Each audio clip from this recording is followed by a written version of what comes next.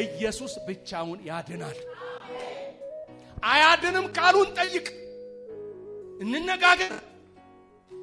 ብቻውን አይችልም፣ የሚያግዘው ያስፈልገዋል ካሉ እንነጋገር።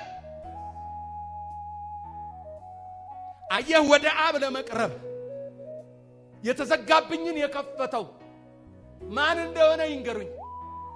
የዳዊት መክፈቻ ቁልፍ እጁ ላይ ያለ ሊያድንም ሊገልም የሚችል የተቀባ ስም ያለው ማን እንደሆነ ይንገሩኝ።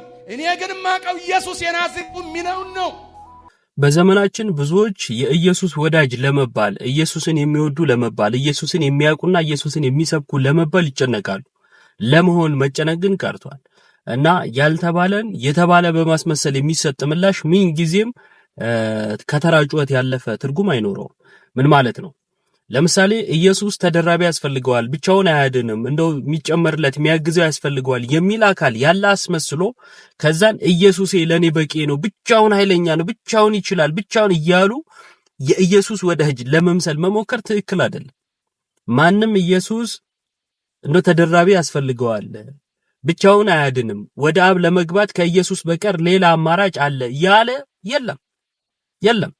ቅዱሳንን ከኢየሱስ ነጥሎ ቅዱሳን እንዲያደርጋሉ ወይም ያማልዳሉ ሲባል እዛ ኢየሱስ አያድንም ማለት ነው የሚል ትርጉም የምትሰጡት እናንተ የአእምሮ መቀንጨር የያዛችሁ ተወዳጆች የሳታችሁ ወንድሞቻችን ናችሁ። ከዚህ ነገራችሁ መመለስ ያስፈልጋል ብዬ አስባለሁ። ነገር ግን በተቻላችሁ መጠን እንግዲህ ደርሶ የምትሰማም ከሆነ አርቲስት ሸዋፈራው ደሳለኝም ኢየሱስን ለመምሰል በህይወት ለመምሰል ሞክር እንጂ በሰው ፊት የኢየሱስ ወዳጅ ለመምሰል አትሞክር። በሰው ፊት የምናደርገው ነገር ዋጋችንን በሰው ፊት ነው እንድንቀበል የሚያደርገን። በእግዚአብሔር ፊት የምናደርገው ነገር ዋጋችንን የምናገኘው በእግዚአብሔር ዘንድ ወይም ከእግዚአብሔር ዘንድ ይሆናል ማለት ነው።